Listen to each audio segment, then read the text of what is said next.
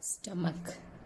It is a J-shaped, strong muscular bag that can stretch to store the food that we eat. And it works like a food blender. The inner walls contract to churn the food. The acidic fluids, that is the digestive juices, aid in breaking down of the food that we are having. The glucose, which is there in the food, will be directly absorbed into the blood through the walls of the stomach. The muscles of the stomach help in churning and mixing food, and it stays for nearly 3 to 4 hours. The next is inside the intestine, and we will deal small intestine.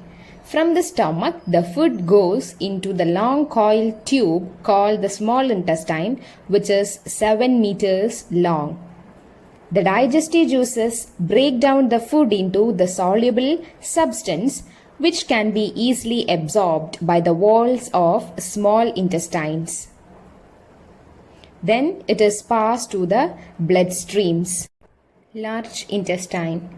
The food that cannot be digested by our body goes into the large intestine, which is coiled, and it is about 1.5 meters long.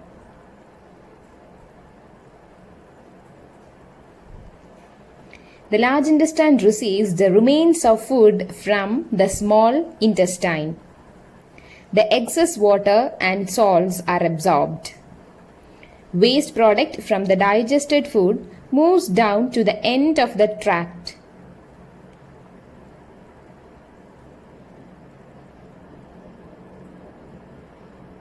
The wall of large intestine are very smooth and produce a slimy mucus. You can see the food particles that is moving there, isn't it? The remainings. And it is moved out through the anus. Undigested food stays up to 12 hours in our body. This topic is good eating habits. First one, eat food at a fixed time. Chew food well before swallowing. Eat a balanced diet. Do not overeat. Eat lots of green vegetables and fruits. Always wash your hands before and after eating. The place where you eat must be clean and tidy. Drink plenty of water. Eat fried foods, sweets and ice creams occasionally. Avoid drinking soft drinks in excess. Avoid the so-called energy drinks as they are of very little nutritional value. So these things should be taken care for a good eating habits.